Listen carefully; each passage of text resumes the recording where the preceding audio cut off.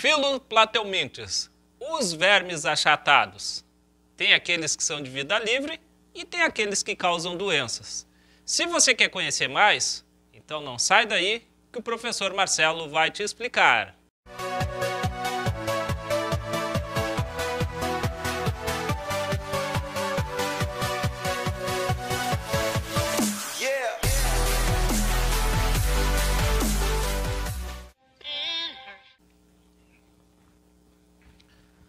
Fala galera, tudo certinho com vocês? Seja bem-vindo ao canal para mais uma videoaula. Hoje falamos do terceiro filo do reino animal, que corresponde aos platelmintos, tá? Conhecido aí como os vermes achatados. É um grupo bem importante para o nosso ecossistema e também um grupo bem importante aí para os problemas de saúde pública, uma vez que existem parasitas dos seres humanos que causam doenças na população, principalmente nos países onde tem um subdesenvolvimento, ou seja, onde o saneamento básico ainda não é prioridade. Então tem alguns milhares de casos desses parasitas, desse grupo de animal que causam doenças nos seres humanos. Vamos ver tudo isso nessa videoaula, passar as características gerais do grupo e ver essas doenças, ok? Antes, a gente precisa tomar água, né? Já falei, importantíssimo você fazer a sua hidratação. Nesse momento que você está estudando, água é extremamente importante para que você fique com sua saúde em dia e tenha força para estudar, passar esse momento difícil e conseguir fazer uma prova muito boa. Toma minha água sempre aí na caneca do nosso Chavante, melhor caneca do mundo e o melhor time do mundo. Saúde aí para vocês, espero que também vocês façam isso. Dá uma pausada no vídeo aí se você está sem água nesse momento, pausa o vídeo, vai lá, pega a tua canequinha, a tua garrafinha, coloca água e vem assistir o vídeo. Saúde!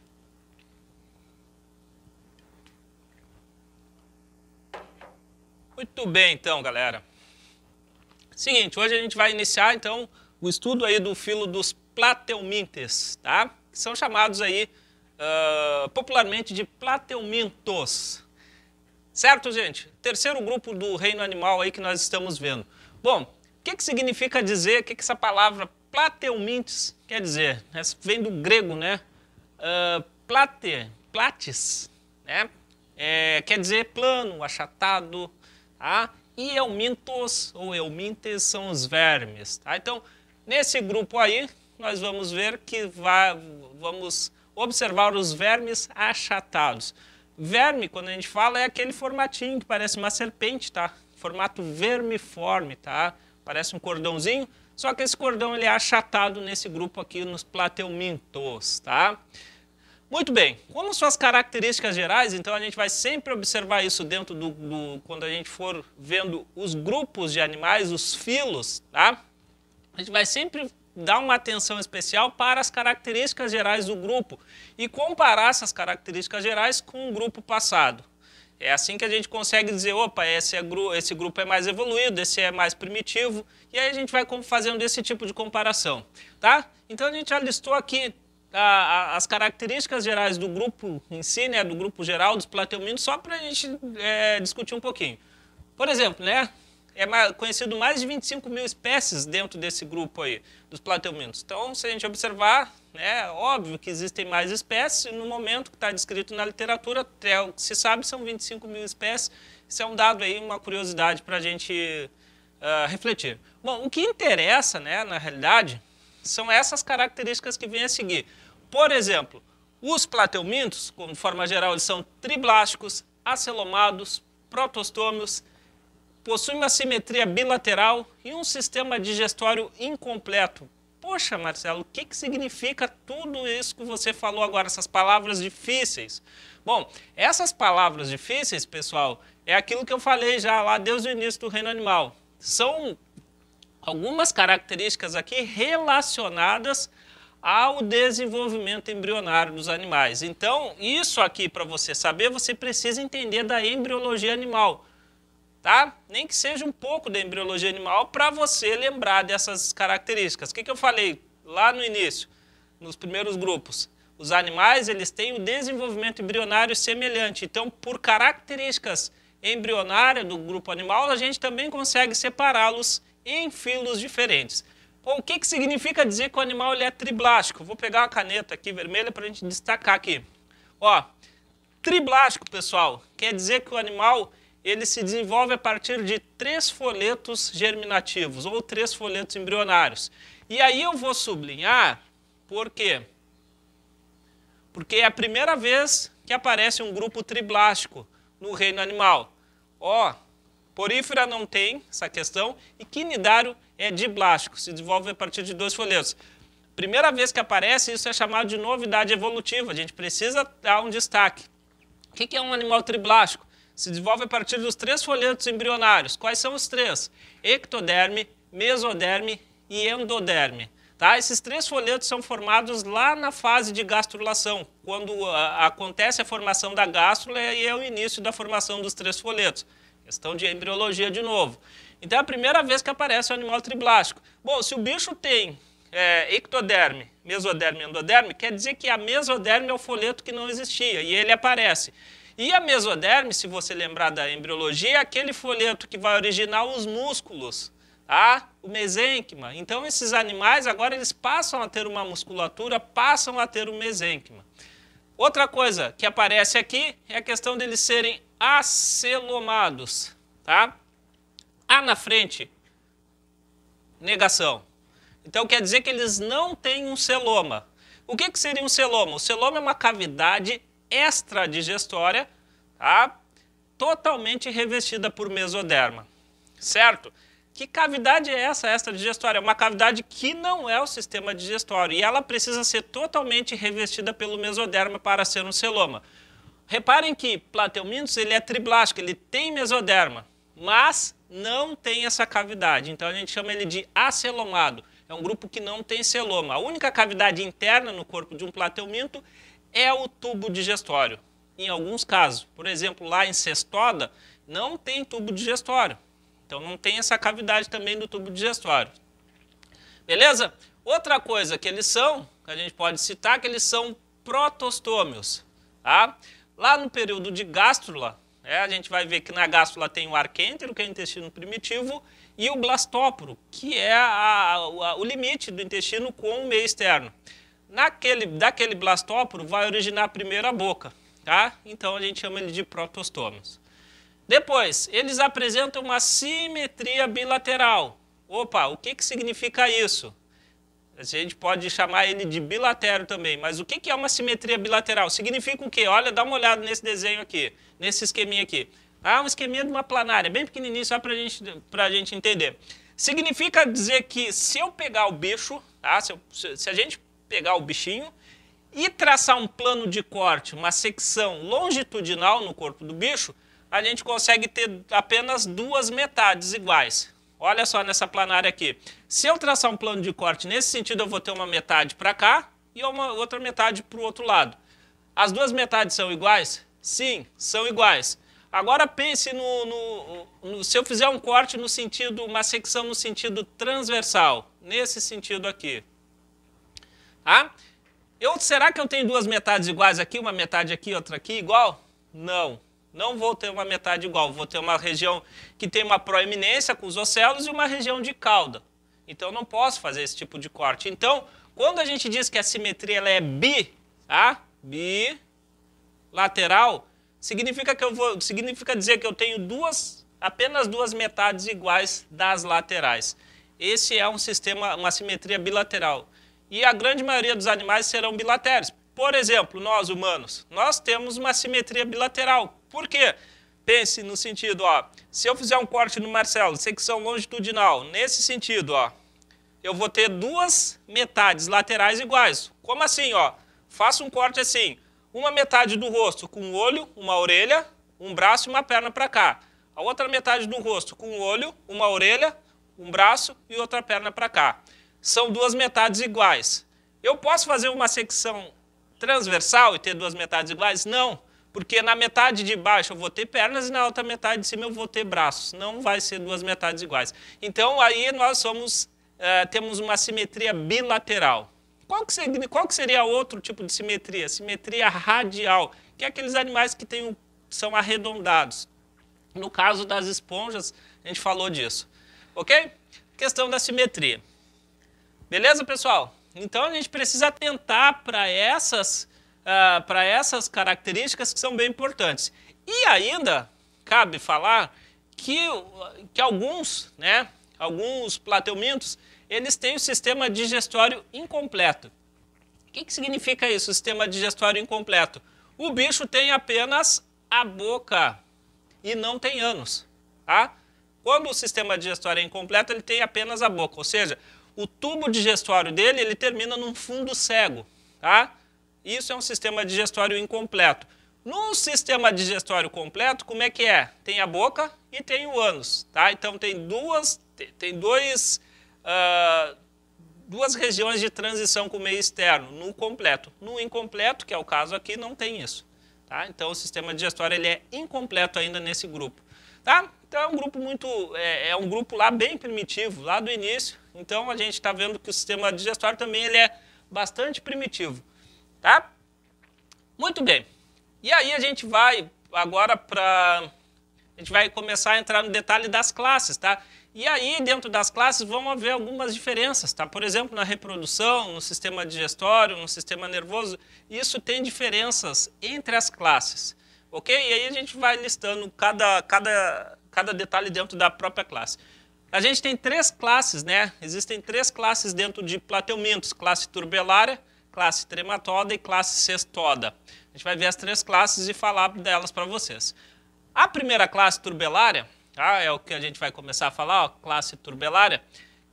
Ela reúne os animais, os plateumintos de vida livre. O que significa ser um animal de vida livre? É aquele animal que não é parasita, que não precisa de um corpo de outro ser vivo para sobreviver. Então sobrevive às próprias custas. E aí, no caso, nós temos as planárias. Tá? Então, são aqueles plateumintos que não causam doenças. Tá?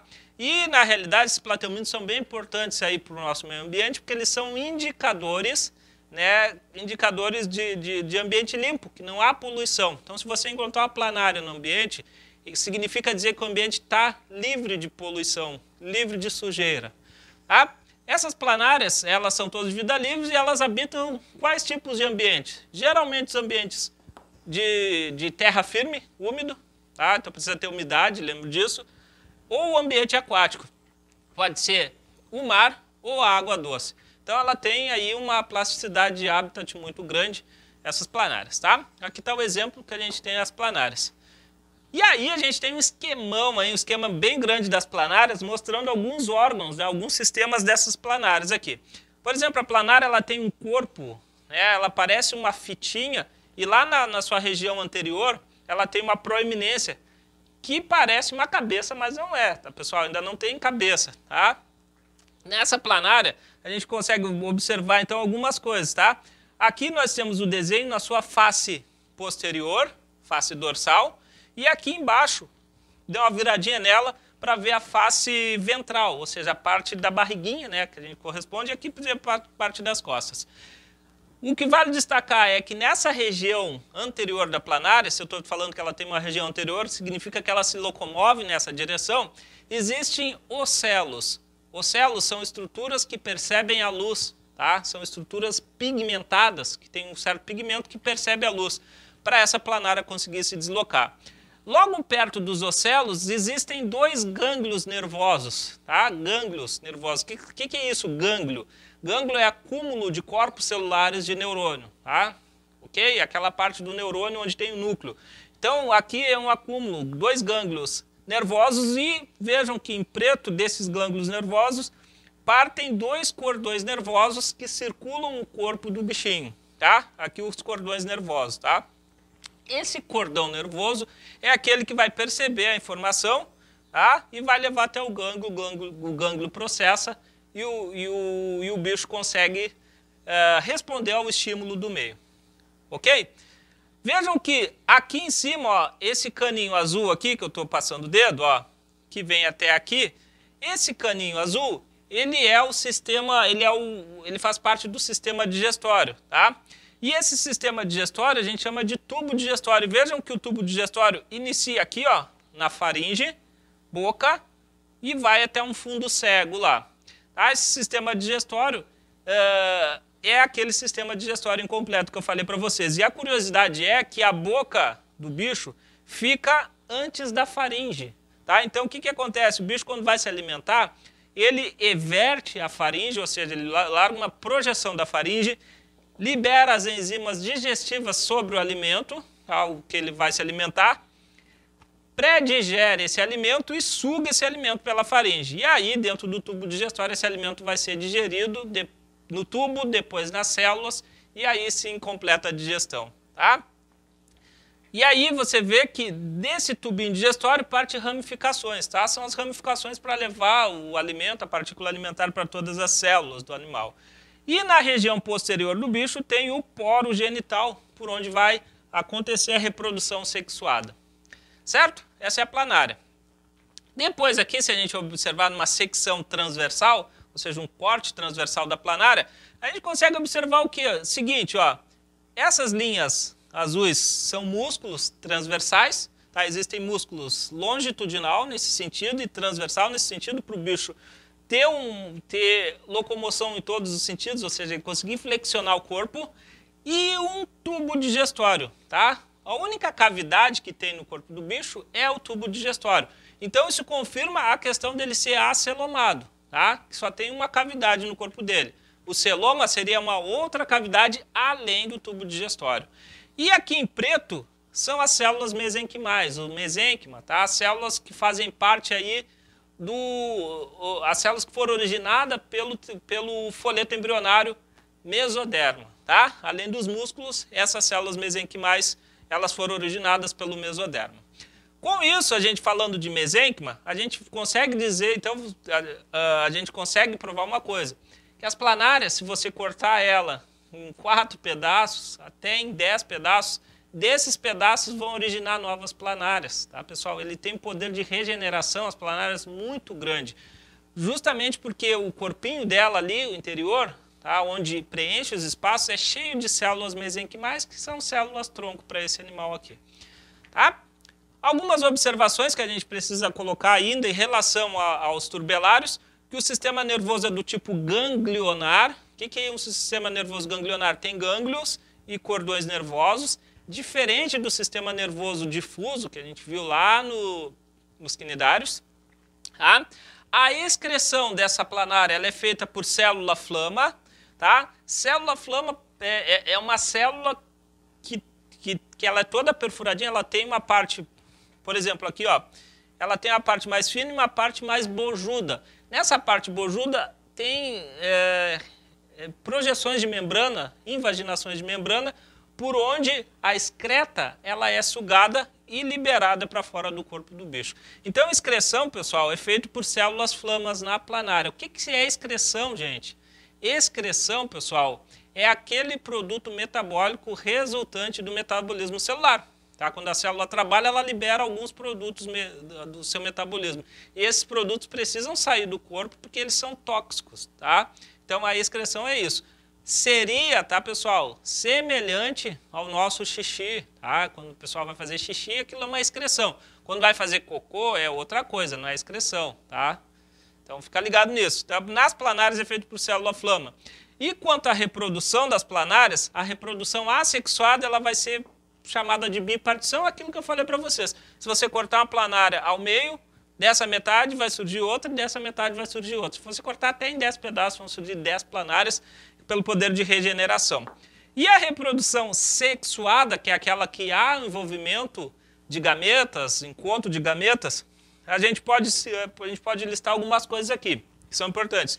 Por exemplo, as planárias, elas são monóicas. O que é isso, monóico, Marcelo? De novo, mono, oikos, casa.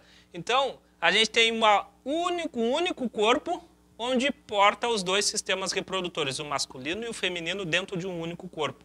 Isso chama-se de hermafroditismo. Então, as planárias são hermafroditas ou monóicas. Gente, quando o bicho é monóico, geralmente ele não vai se autofecundar.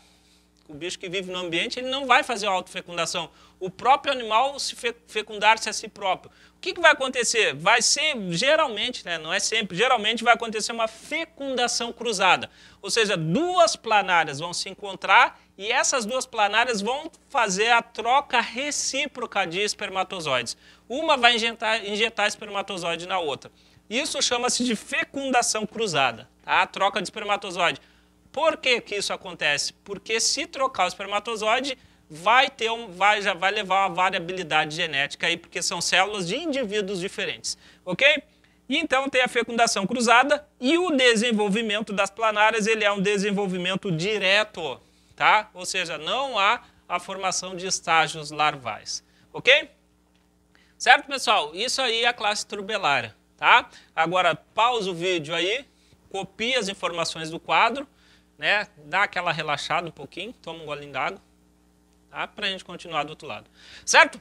Muito bem. Então, passando aqui para o outro lado do quadro, né? A gente começa a falar da segunda classe dentro de plateumintos.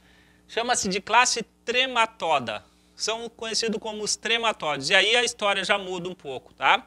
Aí a gente já muda um pouquinho a história, porque os trematóides são, a maioria deles, ou quase totalmente, são todos parasitas. Ou seja, eles necessitam do corpo de um outro ser vivo para sobreviver. Eles vão parasitar esse corpo, ou seja, vão causar algum mal nesse organismo. Nesse caso, eles causam doenças. Tá? E esses trematóides são aqueles plateumintos que são dotados de ventosas. E ainda a pele dele, né, o revestimento, a epiderme dele é cheio de proeminências, parece espinhos que fazem com que eles se fixem ainda mais no hospedeiro. Tá? Então são dotados de ventosas para sua fixação lá no corpo do hospedeiro. Gente, e aí, né, a gente tem algumas características, tá? A maioria dos trematóides são monóicos. Presta atenção nisso, a maioria são monóicos. Quer dizer o quê? Tem macho e fêmea no mesmo corpo, hermafrodita. O desenvolvimento deles vai ser indireto, tá? Ou seja, vai ter larva, então nunca vai ser direto, vai haver formação de larvas nos estádios intermediários e eles vão possuir geralmente mais de um hospedeiro, tá? Essas são informações importantes. Tá? Mais de um hospedeiro. Nesse caso, a gente vai depois listar ali para vocês o que significa isso.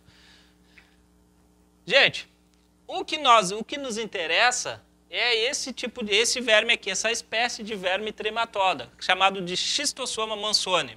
Tá? O pessoal chama de esquistossomo. Esse verme aqui causa a doença chamada de esquistossomose ou barriga d'água. Tá? Uma doença muito comum no Brasil, principalmente nas regiões onde não há saneamento básico. Tá? As regiões mais carentes do nosso país, essa doença ela tem uma prevalência muito grande, como, por exemplo, na região norte do nosso país, onde o subdesenvolvimento é muito grande lá. Né? O poder público não investe, o poder público não investe em saneamento básico, não investe em água tratada para essas pessoas, e essas pessoas acabam por ter que fazer ingestão de água dos rios, lavar as roupas nos rios e também tomar o banho nos rios ou nas lagoas. E isso acaba, a gente vai ver o ciclo de vida, acaba por infectar essas pessoas. Então é um problema de saúde pública muito grande pela falta de investimento em água tratada e saneamento básico. Coisas que num país como o nosso já deveria ser feito, né?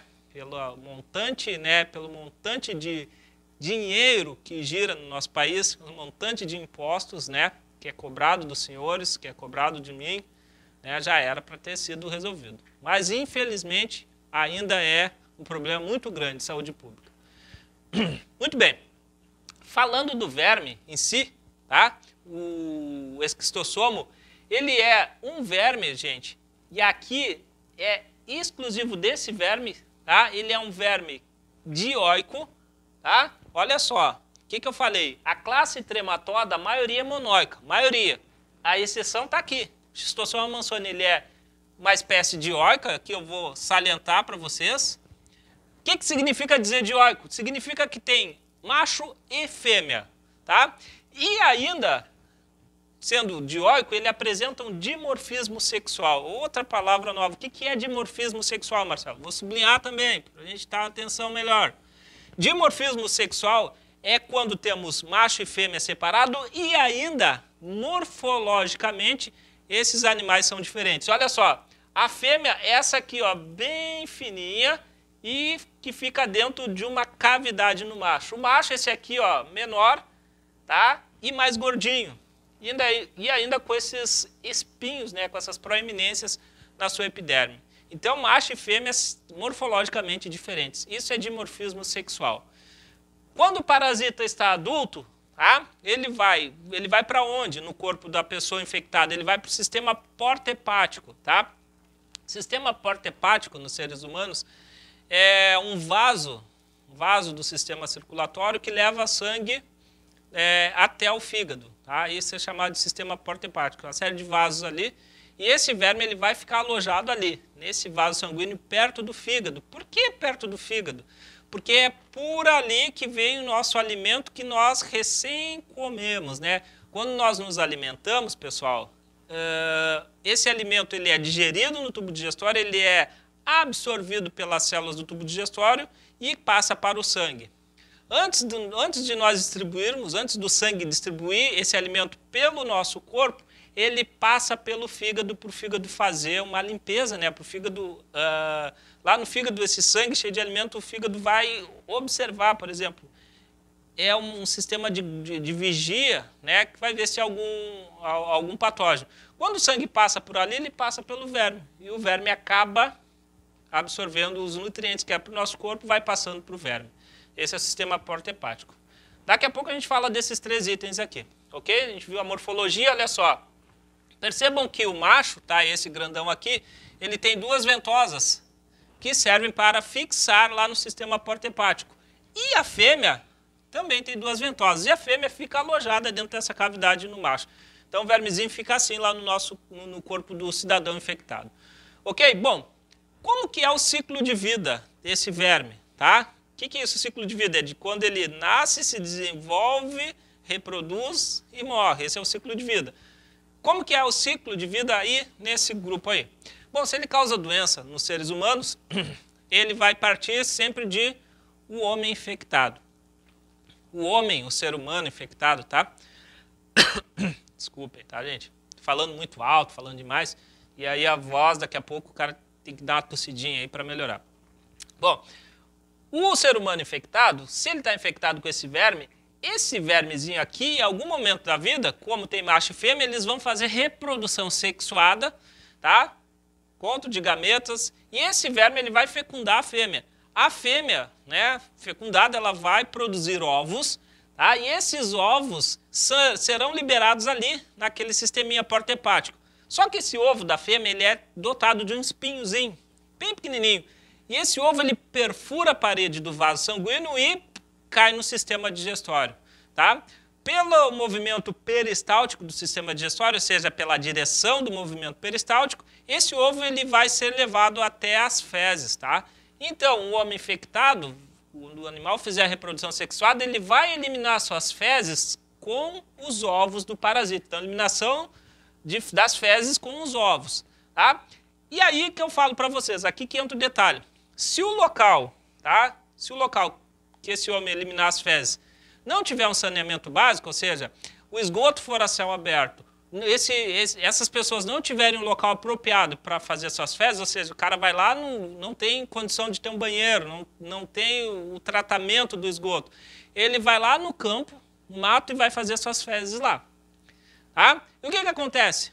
Vai junto com as fezes os ovos. As fezes vão começar a se degradar e o ovo vai ficar ali. No momento que acontecer uma chuva, vai lixiviar, vai lavar esse local onde estão as fezes e vai levar esse ovo para onde? Para o primeiro lago onde essa água se acumular. Ó, no caso de não ter tratamento de esgoto, quando chove, né, alaga tudo, leva esse esgoto a céu aberto também para os leitos de rios e de lagoas. Então, o que acontece? A eliminação das fezes com os ovos, e aqui se não tiver o saneamento básico, o tratamento adequado, esses ovos do parasita ele vai cair na água doce. Aí sim, aí é o start, né? Aí é o start. Para esse ovo eclodir, então vai haver uma eclosão desse ovo, ele vai, né, na linguagem comum, popular, ele vai quebrar, né? Vai eclodir. E aí vai eclodir e vai sair desse ovo uma larva chamada de miracídio. Atenção, aqui tem que ter atenção. Larva miracídio, tá? Essa larva, ela sai e vai para o ambiente aquático, tá? No ambiente aquático, essa larva tem até 24 horas, o miracídio, para encontrar o hospedeiro intermediário, tá? Ou seja, encontrar um outro animalzinho que vive nesse local, que é o quê? É o caramujo, tá? É um caramujo, ok? O caramujo é um molusco gastrópode, tá? Da família Planorbidae, do gênero Bionfalaria, tá? Esse miracídio nessa água ele vai encontrar, após a eclosão, tem 24 horas para encontrar o caramujo. Ele encontra o caramujo e invade esse caramujo, tá? Ou seja, ele vai parasitar esse caramujo. E aí a gente tem que o caramujo ele passa a ser o HI. O que significa HI? Hospedeiro intermediário. Bom, uma vez o miracídio dentro do caramujo, tá? Ele vai começar a fazer o quê? Reprodução assexuada. Vai se dividir assexuadamente dentro do caramujo, tá? E aí, dentro desse caramujo, quando o miracídio se divide assexuadamente, ele vai se transformar em uma outra forma larval, tá? A reprodução assexuada dos miracídios geram larvas chamadas de cercárias. Atenção, outro nome de larva. As cercárias é a forma infectante para os humanos. O que eu quero dizer? Que o miracídio ele não consegue parasitar, ele não consegue penetrar nos humanos, só no caramujo. Dentro do caramujo, o miracídio se reproduz, se transforma em cercária, e aí cercária que é a forma infectante. E aí, gente, pasmem, de cada miracídio que entra no caramujo, geram 200 mil cercárias. Um miracídio, 200 mil cercárias. Então, vejam. E o ovo, tá? O ovo que gerou esse miracídio, as fezes que vêm desse hospedeiro, tem milhares de ovos. Então, o negócio é exorbitante, né? Bom, aí, pessoal, de tanta cercária dentro do corpinho do caramujo, o caramujo não aguenta e ele morre. E as cercárias são liberadas na água. Então, cercárias livres na água. Essa água é aquela água do rio, né, onde as pessoas, por exemplo, que não têm acesso à água tratada e não têm saneamento básico, elas precisam ir no rio para quê? Para tomar banho, para ingerir essa água, para lavar suas roupas, para lavar sua louça. Tá? E isso é uma realidade do nosso país, isso acontece muito no nosso país. Quando as pessoas têm contato com essa água cheia de cercário, o que acontece? As cercárias penetram ativamente através da pele nessas pessoas. Penetrando através da pele, elas vão cair na corrente sanguínea e vão para o sistema digestório, onde vai formar o verme adulto. E aí fechou o elo da corrente, fecha o ciclo de vida, e aí as pessoas cada vez mais vão ser infectadas, tá? Então, infelizmente, uma doença que acontece muito no nosso país, ok? Quando a pessoa tem contato com esse rio, com esse lago, é popularmente conhecido de coceiras de lagoa, tá? A pessoa sai coçando muito, por exemplo, se você colocar até a metade de sua perna e tiver cercário, você vai sair com uma coceira muito grande pelo processo de penetração das cercárias na sua pele. Certo, gente? Doença que é muito comum, infelizmente mata crianças, tá? Principalmente as crianças, elas são muito afetadas e se não tiver um tratamento adequado, ela vai, com certeza, levar à morte essa criança. O que precisa para evitar essa doença? Qual é a profilaxia, né? Medida profilática, que é medidas para evitar a doença. Primeira delas, saneamento básico. Água tratada. Depois, você fazer o controle da população dos planorbídeos, tá? Por aí que a gente consegue. Se você tiver um saneamento básico e água tratada, não vai fechar esse ciclo aqui, porque não vai ter fezes infectadas nos rios e nas lagoas. Se você fazer o controle dos planorbídeos, né, que são os caramujos, eliminar um pouco esses animais, não vai ter hospedeiro intermediário e aí o ciclo não vai fechar. Certo, gente? Beleza? Bom, nós vamos fazer aquela mágica rapidinha e vamos falar no próximo quadro da classe sextoda. Certo? Dá uma relaxada agora, baixa a adrenalina, toma uma aguinha aí e já já a gente volta. Não sai daí que é rapidinho. Maravilha, pessoal, estamos de volta, mudamos o quadro aí, aquela mágica para você, né? Então aí, presta atenção, né? Além de professor, o cara faz mágica. Brincadeira, né? Bom, pessoal, voltando então para falar dos plateumintos, a gente vai falar da terceira classe de plateumintos, né? Que é a classe cestoda. Essa classe corresponde às tênias ou às solitárias. É aquilo que você conhece como solitária, tênia, ela está dentro dessa classe. E essa classe tem algumas características importantes, tais como esses grupos aqui, eles não possuem sistema digestório, tá? Não tem nenhum caninho digestório. Porque eles são tão adaptados à vida parasitária que eles ficam lá no intestino delgado da pessoa infectada e eles acabam fazendo a absorção dos nutrientes pela pele deles, tá? Então não precisa de sistema digestório, já pega o nosso alimento totalmente digerido, só faz a absorção através da pele, então não há necessidade de sistema digestório. Então é a adaptação à vida parasitária, é isso, importante. Essas tênias são todas monóicas, ou seja, são todas hermafroditas, as tênias, tá? São monóicas. E um detalhe interessante, por que elas são chamadas de solitárias? Porque uma vez ela fixada no hospedeiro, tá? No ser humano, por exemplo, ela secreta, ela produz uma substância que não deixa, né, num caso de reinfecção do cidadão, não deixa a outra tênia se fixar. Então ela é exclusiva daquele hospedeiro. Então se vier uma outra tênia querer, ela tem uma substância que ela corre a outra tênia, ela mata a outra tênia que vier. Então por isso que ela é chamada de solitária. Bom, a gente vai falar de duas tênias importantes aí, a tênia saginata e a tênia solium, tá? Que são duas que causam a maior parte dos problemas de saúde pública aqui do nosso país. E novamente, né, a gente fala, isso é problema de saneamento básico, problemas de fiscalização de carnes e assim por diante. A tênia saginata é aquela tênia da carne do boi, tá? E a tênia solium é a tênia da carne do porco, e não pode confundir as duas, tá? Tem coisas diferentes. Na estrutura da tênia, tá? A região do escólex, tá? Que é aquela região bem pequenininha da tênia, tamanho de uma cabeça de alfinete. Essa região ela vai possuir 4 ventosas, tá? Chamada de escólex, e é essa região que vai fixar na parede do intestino do hospedeiro. Logo após essa região tem uma região chamada de estróbilo, que é a região de estrobilização, onde vai começar a produzir as proglótides, tá? E depois a gente tem cada quadradinho desse aqui é chamado de proglótides.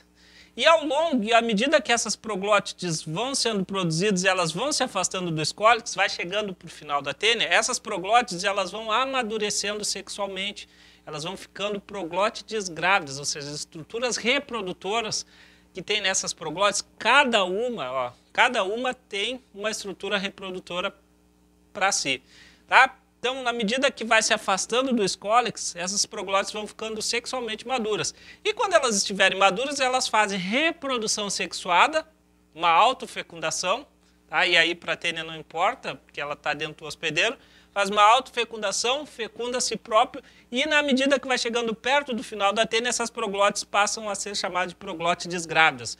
Ou seja, as proglótides estão cheias de ovos, tá? E chega lá no final da tênia, essas proglótides já maduras e cheias de ovos, elas não precisam estar mais ali. Elas vão se soltando, né, do corpinho da tênia.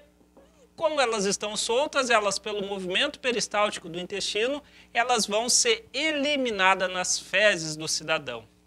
A mesma coisa acontece para a tênia solium. Tá? Qual que é a diferença? Primeiro, de tamanho de tênias, aqui chega a 6 metros aproximadamente, a tênia da carne do boi, a tênia saginata, e aqui na tênia solium ela pode chegar até 9 metros de comprimento dentro do intestino do cidadão. Tá? E a outra característica diferente da tênia solium é que na sua proglótide, além das ventosas, tá? Aqui só tem ventosas na saginata, aqui na solium, além das ventosas, tem ganchos de espinhos que servem para fixar ainda mais a tênia na parede do intestino do hospedeiro. Então essa fixação ela é mais rigorosa aqui na tênia solium. Tá? O restante é tudo igual, estróbilo, proglótides e as proglótides grávidas. Tá? Com um detalhe, essas proglótides da tênia solium, por vezes, quando ela é liberada nas fezes, ela tem um certo movimento seguida que é liberado. Tá? São as duas tênias aí que a gente precisa entender nesse momento. Certo? Vamos falar das doenças que essas tênias causam nos seres humanos. Tá? A doença que as duas tênias causam, e aqui eu coloquei o ciclo de vida que serve para os dois, tá? E a gente fala na hora que estiver explicando qual que é a diferença. A doença causada é chamada de teniose. Tá? Doença causada pela tênia solium e pela tênia saginata, a tênia do boi ou a tênia do porco, tanto faz, é chamada de teniose. E esses animais adultos, eles ficam alojados no intestino delgado da pessoa infectada. Tá? Lá naquele intestino onde vai acontecer a absorção dos alimentos. Ele fica ali paradinho, só recebendo nosso alimento já digerido. Em vez do alimento passar para nós, passa para a tênia. Então, na maioria, por exemplo, alguns alimentos que são importantes, as vitaminas, tá? Elas vão para a tênia. E aí a pessoa pode ter problemas de avitaminose, né? Falta de vitamina no seu corpo. Bom, interessa a gente ver o ciclo de vida, como que esse animal, como que acontece todo o período dele de nascimento, crescimento, reprodução e morte. Isso é um ciclo de vida. Bom, começa sempre do ser humano infectado. Então, é onde está o verme adulto, no ser humano infectado. Se esse ser humano está infectado, a tênia vai fazer aquilo que eu falei para vocês, a reprodução sexuada, vai liberar as proglótides grávidas no intestino desse homem, e as fezes desse humano, desse homem, né, que eu falo homem, né, quando eu falo homem, pessoal, é o homem em si, não o gênero, tá, o ser humano, tá? Libera as fezes com os ovos da tênia, com as proglótides, tá? Esses ovos, por exemplo, pessoal, se não tiver saneamento básico, aí de novo, ó, na tecla do saneamento básico, não tiver tratamento de esgoto, se não tiver um banheiro para esse pessoal fazer as fezes, essas fezes vai acabar em algum momento caindo na pastagem dos bois, se o boi não é confinado, se o pessoal não utiliza um saneamento básico, vai cair na pastagem dos bois ou vai cair no alimento do porco. Tá? E aí a gente já está integrando os dois juntos, a tênia sólida e a saginata. Bom, uma vez que cai no alimento desses animais, do boi e do porco, eles vão ingerir a pastagem ou o porco, ou o alimento do porco, com os ovos da tênia. Tá? Esses animais, o boi e o porco, ingerindo os ovos da tênia juntamente com o seu alimento, quando cair no intestino esse ovo, tá? Esse ovo ele vai eclodir, vai liberar desse ovo uma larva chamada de oncosfera. Tá? Lá no intestino desse animal, tá? Do boi ou do porco, certo? E essa larva oncosfera, pessoal, a larva oncosfera, ela vai perfurar a parede do intestino do boi ou do porco, vai migrar pelo sangue até os músculos, até o tecido muscular desse porco ou do boi. Tecido muscular é a carne que nós consumimos, né? A carne de boi ou a carne de porco. Essa larva, quando chegar no tecido muscular, ela vai se transformar num cisto, tá? Que aí nós chamamos de cisticercos, ok? Esse cisticerco, pessoal, e aí eu vou pegar a caneta para sublinhar, tá? Aqui que é importante, o cisticerco é a forma infectante da tênia para o homem, certo? Então, esse cisticerco, uma vez alojado no tecido muscular, no músculo do boi e do porco, quando o ser humano consumir a carne desse animal, do boi ou do porco, e se essa carne estiver crua ou estiver mal cozida, esses cisticercos que estão ali, eles vão estar viáveis. Ok? Então, um cozimento, um fraco cozimento, ou aquele churrasco mal passado que você come, né? Ou simplesmente a carne crua, vai ter o cisticerco. E aí, se o homem ou os humanos, né? Quando eu falo homem de novo, é humano, se ele ingerir essa carne mal passada ou crua, contendo o cisticerco, esses cisticercos vai cair lá no seu sistema digestório, no homem, ele vai expandir-se, vai crescer, né? Porque o cisticerco, gente, só vou fazer um detalhe aqui. O cisticerco basicamente é isso aqui, ó, que tem no cisticerco, é o escólicos e um pedacinho do estróbilo, tá? Aqui, ó, escólicos e um pedacinho do estróbilo. Então, esse cisticerco, ele cresce, expande-se e vai se transformar no verme adulto do homem, tá? Ok? E aí fecha o elo da corrente novamente, fecha o ciclo. Então tem que ter atenção no que, pessoal? Primeiro, saneamento básico para essas fezes do homem infectado não cair no ambiente, não chegar nas pastagens ou no alimento do porco. E depois, tem uma outra coisa que é interessante. Tem que haver uma fiscalização, né, dessa carne, da procedência dessa carne aí, para que você consiga consumir. Ou seja, aqueles matadouros de fundo de garagem, aqueles frigoríficos de fundo de garagem, onde não é registrado, onde não há fiscalização, onde não há vacinação desses animais, você pode ficar desconfiado aí, porque esses animais, eles são criados, né? Eles são criados aí ao léu, né? São criados em qualquer tipo de pastagem, aí o pessoal não interessa, e depois eles abatem esse animal para vender, obviamente, sem a cobrança de impostos. Isso tem que desconfiar. Então, duas medidas profiláticas para evitar a teniose. É o quê? Primeiro, saneamento básico, para as fezes não caírem no ambiente da pessoa contaminada. E depois, a procedência, né, a fiscalização, né, dessa carne aí.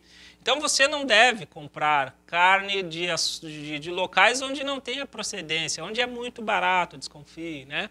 Então, a carne tem que ser sempre de procedência, de frigoríficos e de abatedouros registrados, onde você sabe que há uma fiscalização e vai ter o risco muito baixo de infectar.